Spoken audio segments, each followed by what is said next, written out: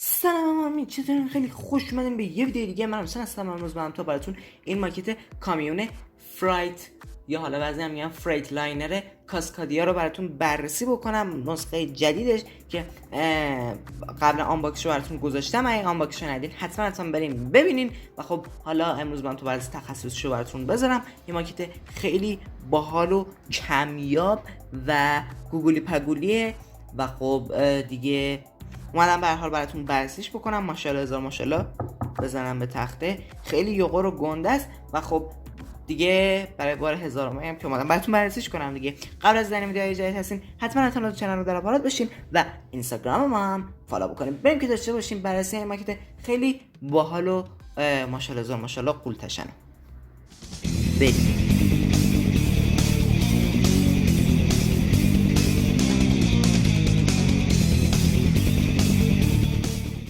خب اول از همه میریم سراغ قسمت کیفیت ساخت. شرکت ویلی هستش. خب کیفیتش عالیه.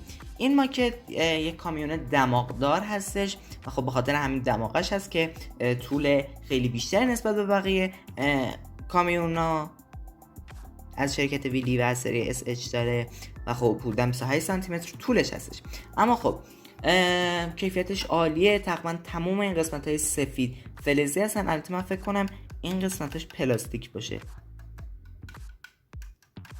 نمیدونم چه احساس کنم چون خیلی حالت لق بودن داره، ولی بعید بدونم پلاستیک باشه. 55 است. اما خب تقریبا تمام قسمت های سفید فلزی هستن و کیفیتشون قابل قبوله. این ماکت خیلی هم سنگین به حساب میاد، حدودا 500 خورده گرم جرمشه. حالا موندم چجوری براتون بررسیش بکنم. اینطوری نمیشه، اگه دستم بگیرم از کادر خارجه. خب من برای اینکه جلوش بیاد بالا و در کادر باشه یه چیز گذاشتم زیرش و خب حالا با این براتون توضیح میدم که چی به کجاست. ما این ماکت رو مشاهده کنیم. اول یه چیزی واسه کسایی که ماکت رو برای اجزاش میخوان، اصلا ارزش و ایناش براشون زیاد مهم نیست بگم. ببینین شما ماکت ویلی که میخواین کامیونو هیچ جاش باز نمیشه. این فرایت لاینره تنها جایش که باز میشه دوتا در جلوش هستن و یکی از آپشناش نسبت به رقاباش همینه. خب منم واسه همین اینو خریدم چون شاید اولین و آخرین کامیون نباشه، شاید هم بعدن کامیون بخرم. اما خب فعلا گفتم اینو بگیرم چون خیلی کمیاب بود و خب دراش هم باز میشه.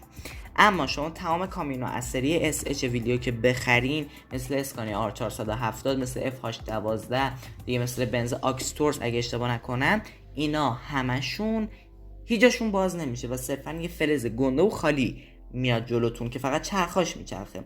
و خب اینو خواستم به تمام کسایی که قصد خرید کامیون دارن بگم که بعد معترض نشین. اما خب حالا در میریم سراغ قسمت جلو. شما اگه 1 در 24 بخرین چرخاتون با فرمون میچرخه، سه تا دراتون باز میشه، یعنی درای کنار و روی کاپوت یا حالا صندوق عقبتون هم باز میشه. اینم خواستم بگم. اما خب دیگه بالاخره میریم سراغ قسمت جزئیات. دراتو با رنگاش بگم. من زرد و قرمزشو دیدم، سفیدش هم که اینجا هستش، یعنی تو اینترنت عکسشو دیدم.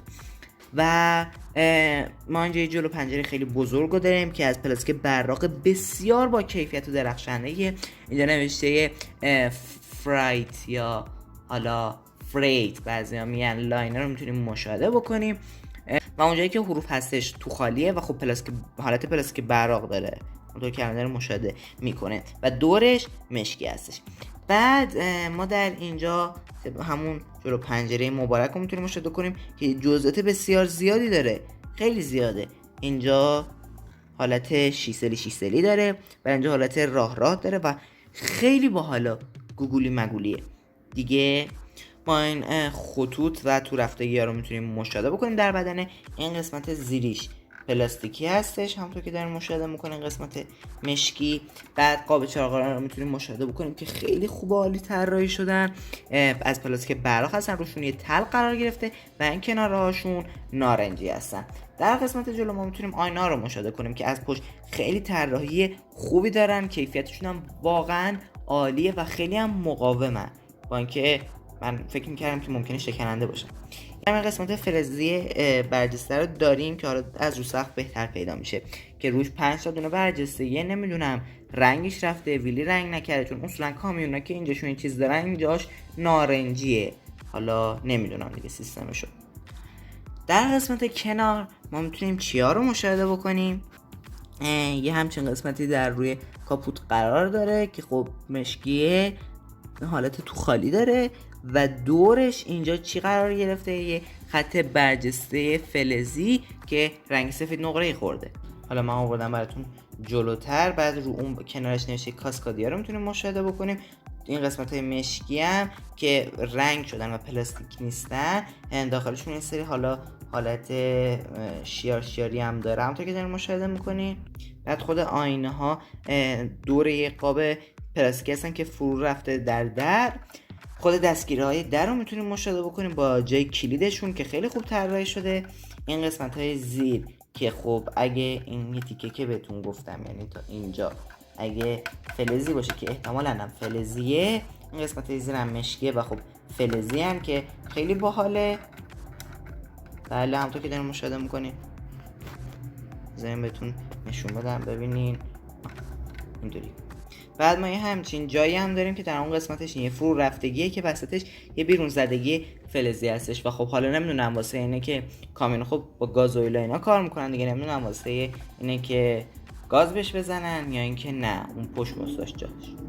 در قسمت کنار دوباره میتونیم این پله ها رو مشاهده بکنیم که از پلاستیک براقان و خیلی درخشنده و با کیفیت هستن، روشون هم یه سری طرحهایی هستش. بعد این سمت ما میتونیم یه قسمت های مشاهده کنیم که رنگ مات خوردن ولی خب همون فلزی هستن، هم اینور هم بالاترش. این بالا رو دارم بهتون میگم. بعد خود این قسمت بالایش هم از فلز هستش و خب میتونیم مشاهده بکنیم یه همچین حالتی داره. اما ما میتونیم این رنگای خیلی خفن و جذاب مشاهده بکنیم که از جنس پلاستیک براق هستن و عالیه. اصلا جزئیات شما ببین، خود تایر با کیفیت، ضخیم و این هم از آجهاش نگاه کنیم. بله و این تایرهای عقبش این طرحی هستن که خب شاید اگه مثل طرحهای جلوش بود خیلی اباحتش بیشتر میشد، شاید هم نه، اما خب این ربطی به شرکت ویلی نداره و خب واسه طراحی خود ماشین هستش، یعنی ما خود طراحی خود کامیون. ما میبینیم که اینجا یه رینگ های حالت پلاستیک ماتن و خیلی با کیفیت و گوگلی هن. دورش پلاستیک براق به کار رفته. بعد خود چرخ ها رو میتونیم مشاهده کنیم، ما که 10 تا چرخ داره، 8 تا اینجا، 2 تا هم که اون جلو و دیگه چیز خیلی خاصی نیست. حالا میریم سراغ قسمت عقب، بزنیمش اینجا، ماشاءالله بزنیم به تخته. در این قسمت ما میتونیم 2 تا گلگیر رو مشاهده بکنیم و چراغ‌های دنده عقب و ترمز رو اگه اشتباه نکنم. دارین خودتون الان مستحضر هستین و دارین نگاه میکنین. این البته سفید نقره نیست، این یه قسمت براقه، نور افتاده توش، دارین اینطوری میبینین. نه اونم نیستش، این سوراخه. خودم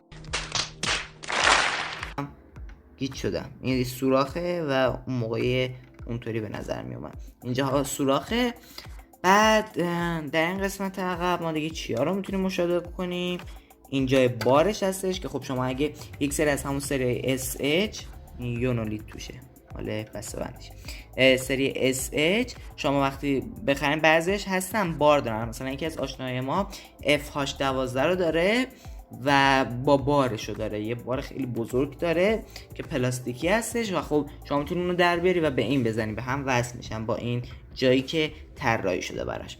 بعد ما در این قسمت ازم بزرگ شما این قسمت از پلاستیک براق میتونیم مشاهده بکنیم، نمیدونم این برای چه چیزیه توی کامیونا. و خب این به راحتی این در میاد، گلگیرش هم شما میتونید راحت در بیارین.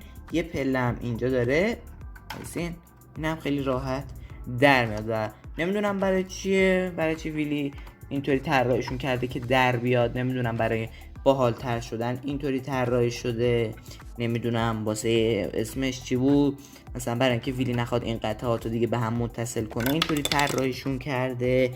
و خب کلا این چیز باحالیه، لااقل شما که حالا این همه پول میدین و ماکتتون هیچ کار خاصی انجام نمیده، مثلا بگین واو درش اینجاش باز میشه، حالا ببندیمش دیگه.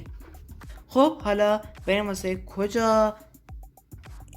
پشتش که سری طرحهایی هست خودتون میتونید مشاهده بکنید و دیگه چیز خیلی خاص اینجا نیست، همون یه سری حالا ترخهایی داره اینجا واسه میله و ایناش، جزئیاتی که در قسمت کف بهش اشاره میکنیم. این قسمت کنارش هم خیلی خاصی نداره، دقیقاً همون چیزای اونوره. حالا میریم سراغ قسمت کف. خب در اینجا ما میتونیم لوگوی ویلی و شماره ساخت رو مشاهده کنیم. در این سمت هم مید این چاینا، فرایت لاینر و فرایت لاینر کاسکادیکا رو مشاهده کنیم و سایز 1:32. اما میریم واسه جزئیات کف. آماده باشین. این هم لوگوی ویلی واضح تر. کمربنده رو ببندین چون کفش خیلی باحال و پر جزئیاته.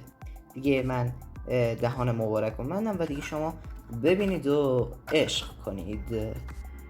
این قسمت ها همش حالت کپسول و باک و ایناست. منم از کامیون اطلاعات زیادی ندارم و این دوتا پلاستیک براق هستن و دیگه میایم این قسمت اون محور و میلشه که توی سریای SH و اون کامیون هم اینا میچرخه. فکر نکنین شکسته، اینا میچرخه.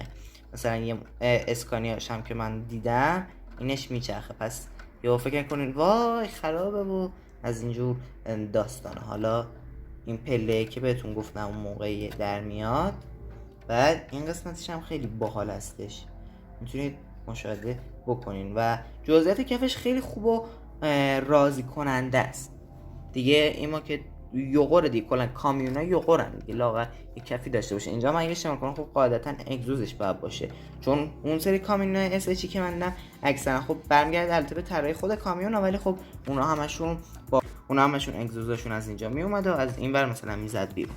خب طبیعیه که این ماکت عقب کش نداشته باشه و خب بریم سراغ داخل این ماکت. آینه‌هاش هم بهتون بگم که درش به کار رفته و خیلی شیب زیادی داره، خیلی هم با کیفیت و خوب هستش. حالا میریم جایی که این ماکت نسبت به سری SH ویلی یه فرقی بینشون ایجاد میکنه و اینکه دوتا دره این ماکت باز میشه. همین شما SH بخرین جزئیات توش قابل قبوله ولی خب درش باز نمیشه. همین فقط این نوع ماکت متفاوت کرده. حالا درش هم کم باز میشه، خودش هم بزرگه. من نمیتونم توشو بهتون نشون بدم. میتونم؟ نمیدونم. ببینین دره هم چی سیستم داره. اگه دستم هم میلرزه ببخشین چون دورونه رو گرفتم دستم. ببینین تو دره اینورم یه همچین حالتی داره، همونطور که دارین الان مشاهده میکنید. و داخل کامیون هم جزئیات خیلی خوبیه. این آینه، بعد ببینید شما صفحه نمایشگر برچسبی داره روش، خود فرمون جزئیاتش خیلی خوبه. صندلی‌ها خوب طراحی شدن. بذاریم پدالا هم ببینم نشون میده یا نه. بله اینم داخل و اون قسمت های داخلی ترش که دیگه میذارم فقط خودتون مشاهده بکنید و صحبتی نمی کنم. اینم از این سمتش که میتونید شما مشاهده بکنیم.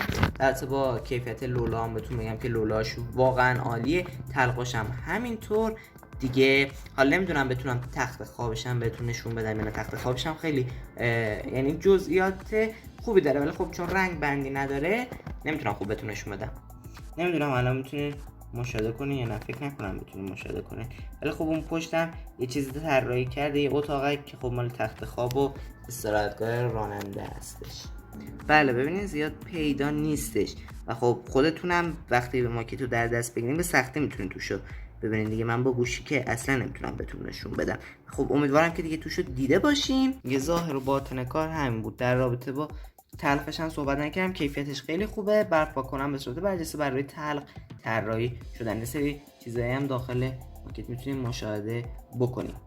بریم سراغ ابعاد. جایی که این ماکت حدوداً، حالا خط کشم 20 سانتیه ولی من گذاشتم و اندازه گرفتم، حدوداً این ماکت 26.5 27 سانتی متر طولشه، حدوداً 13 سانتی متر ارتفاعشه که دقیقش میشه 132 133 میلی متر. البته این ارتفاع تا کاپوت به 6.5 سانتی متر تقریبا کاهش میابه، یعنی 63 میلی متر. همچنین تا چرخ هم این عدد به 3.5 سانتی متر کاهش پیدا میکنه. در رابطه با عرضش هم بهتون بگم که این ماکت حدوداً 7.5 سانتی متر عرضشه. در رابطه با جرمش هم بهتون بگم که این ماکت حدوداً 537 گرم جرمش هستش.